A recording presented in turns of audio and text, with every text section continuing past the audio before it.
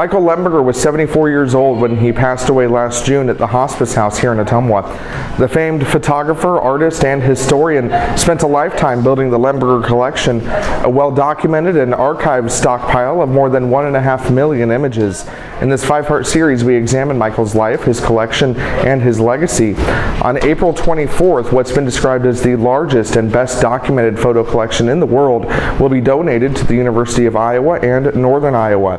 Today we learn about Fort Pan, Iowa, the open source project by the University of Northern Iowa to document and make available in the public domain millions of images from across the state of Iowa. Most of the time, if you go to use a photograph, there's a whole lot of restrictions, and if you're trying to do a history project to make history more engaging with your students, it's going to be really difficult for you to get the permissions to put them, in your project and what. And expensive. A lot of times it's $30 to $50 just to use an image. And if you're using 100 images to do a project, that's an immense amount of money. What we've done, making some of the images available without copyright restrictions on the Fortipon website through UNI, means that the images are going to be able to be used for countless ideas and projects and historic research. And for example, a film company could be doing research about what Iowa looked like in the 1920s and use those photographs for research into what to make the sets or the costumes look like. Or a lot like with what we're doing with some of the school districts, using the images to inspire children to explore those creative endeavors of writing and art and mathematics and whatever they're interested in. Photography is relevant to everything. You just have to kind of think outside the box a little bit. And with Fortipon and how that website is going to spread amongst the academic institutions of the country and even of the world, it isn't going to just be books about Iowa, or it could be books about American life. It could be research projects from London. We've had two international inquiries from curators that work in museums in Canada and London and Hungary, who are very interested in what we're doing with this collection.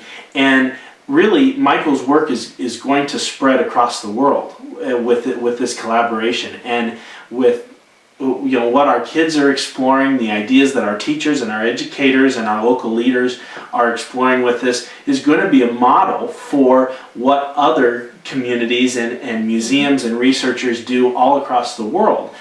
Because with a collection like Michael's, it isn't just a look into one man's own photo collection. It is a documentation of Iowa life throughout the 20th century. I think the other thing is we haven't yet touched what is possible. We have all these great ideas, but looking 100 years into the future, anything could happen with this collection. It could go in all kinds of directions that we can't even begin to anticipate. There's talks of phone apps where you can go on digital walking tours, and as you go around, you touch the photo on your phone, and then it pops up, and you can see what was there that street corner in Ottumwa looked like 100 years ago. The possibilities are endless, and we haven't scratched. We haven't even scratched the surface on it. It's really exciting. We're a little excited, yeah. It really is groundbreaking, and I think you talk to any professor of digital communications and you ask them why is it important that the internet is free. Fortipon exemplifies that better than anything, because we're taking these world-class resources and ideas and making them available to the public, which I think is... Yeah, without cost and without delay. Another thing about that too is we mentioned things like UCLA. Well, California's got enough money that they could go build their own system. But places like the Wapello County Historical Society that could never in a million years afford to build a system like Fortipon, or even to buy one if it was available with software, can get this open source and create their own collection, curate their own photographs, and make them accessible to everybody.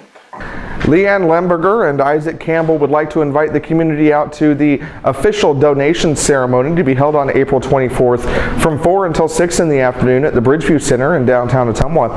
The event features more than 40 creative projects by Ottumwa and Cardinal students based off works from the Lemberger collection, as well as a sample of some of Michael's own pictures.